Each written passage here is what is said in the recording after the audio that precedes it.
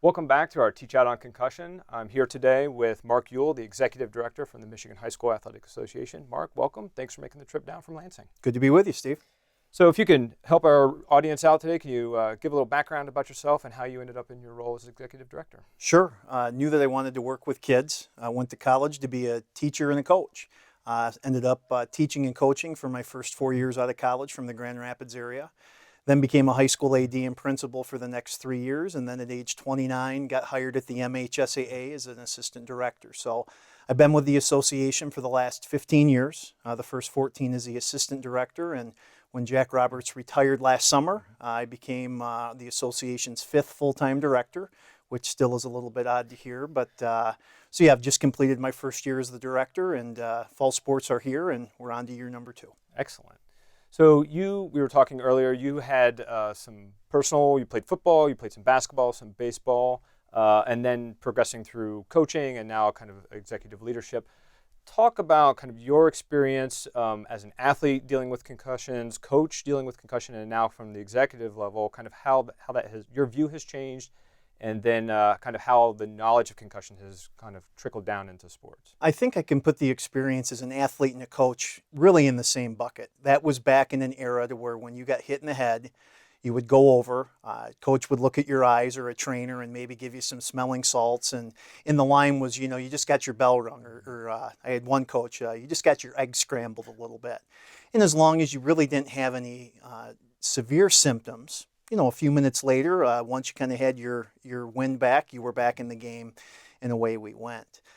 People have asked me, over the last decade at the MHSAA, what's changed the most in athletics? And without question, it's health and safety.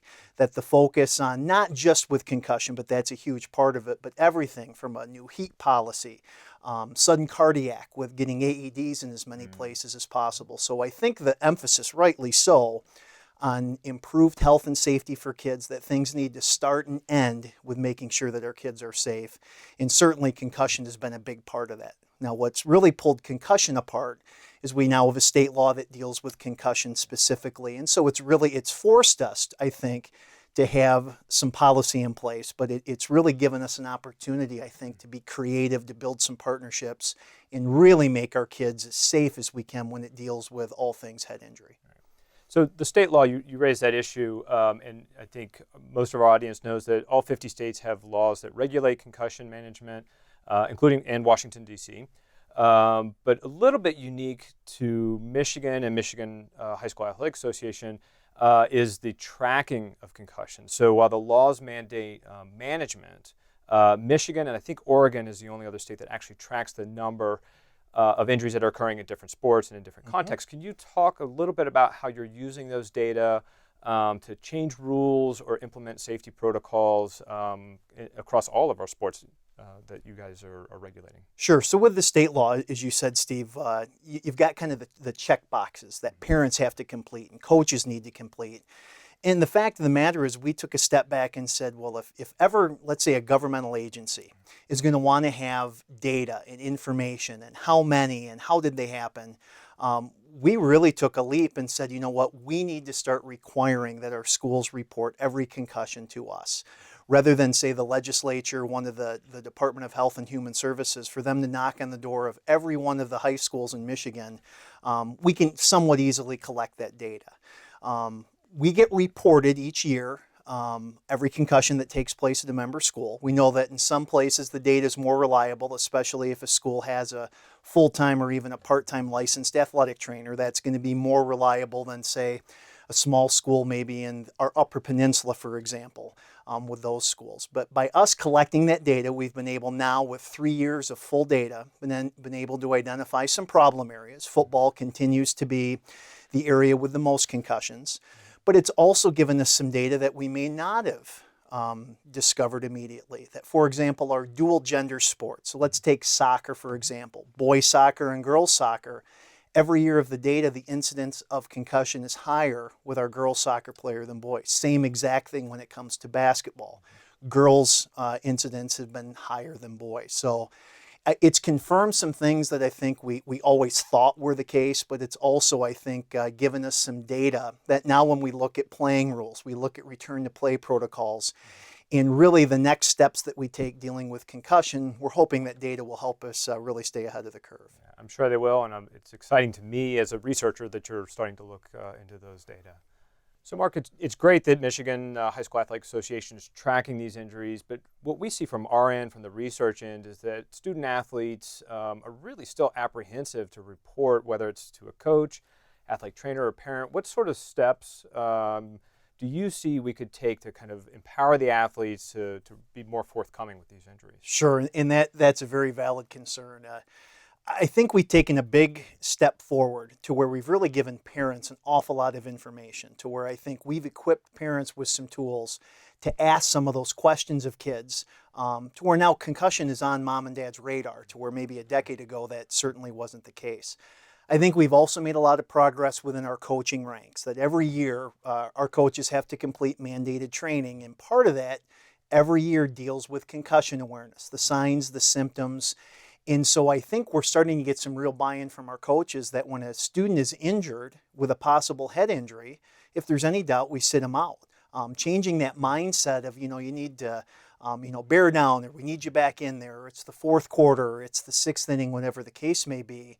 And I really think that our coaches are buying into the fact that, hey, when it comes to health and wellness, especially when it deals with a possible head injury, we got to stop, we sit them out, we evaluate, and that's an opportunity then for somebody else. So it really had to be a cultural change in our state, really getting parents, I think at home asking the right questions as well as with coaches. Now, one barrier that we've tried to eliminate is every single one of our 200,000 kids statewide that are in a middle school or high school activity each year is we now have concussion care insurance. So in other words, if mom or dad were sitting at home saying, well, gosh, my son or daughter, they may have a head injury, but we've maxed out our health savings account. Or if we take them in to even get checked out, it's going to be a $200 office copay. Well, the insurance that we now have free of charge to our schools is kids can go in, get evaluated, and then anything that's left unpaid by their insurance, our coverage picks up.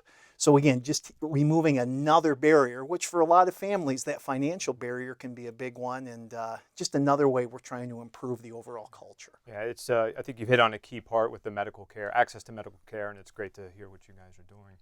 So you touched on the coaches and training, and it's awesome. I think it's incredible that the people on the front lines, the coaches, getting them educated on it, particularly when an athletic trainer isn't around. It's incredibly important.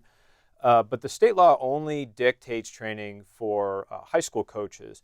What are your thoughts on steps that can be taken to mandate or get more education into the youth ranks, where maybe it's a parent that's just volunteering, or maybe just a neighborhood friend that just loves the sport and is stepping forward and trying to volunteer and do the right thing, but just doesn't have access to that information? Sure. Lawmakers and policymakers in our state, they usually start with our front door because they know it can be one knock, one conversation, and then we're able to connect with over 1,600 high schools and middle schools in our state. We struggle with that same thing of how do we now reach that youth football coach? How do we reach that travel soccer coach or that AAU basketball coach? Same issues, same problems, but they're not getting that training. One thing we're trying to do is really use our schools. Many of these youth programs do have an alliance or a link with the local community. So, here just outside of Ann Arbor, a community like Chelsea, Michigan, we try and hope that information through the Chelsea Athletic Department, when they then meet with their local youth coaches, that same messaging, that same mantra of look for the signs and symptoms. If you see a possible injury and you have any doubt, sit them out. Some of those very basic things, we're trying to get down to the community and grassroots level to really make sure that those areas without training are getting some.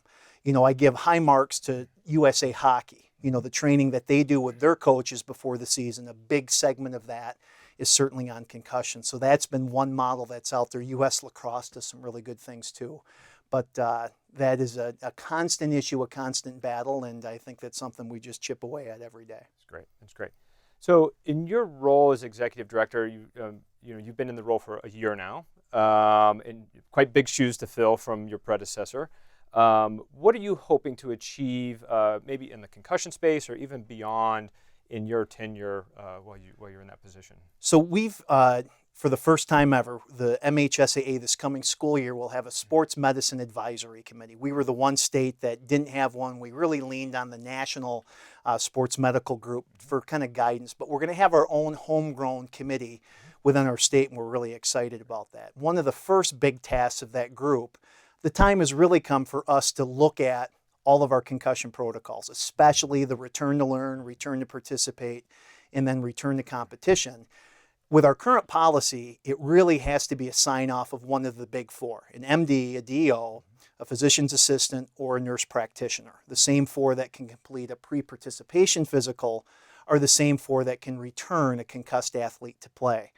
Well, in the meantime, when the policy was created until today, Michigan now licenses athletic trainers, and now licensed athletic trainers have to work under the supervision of a physician.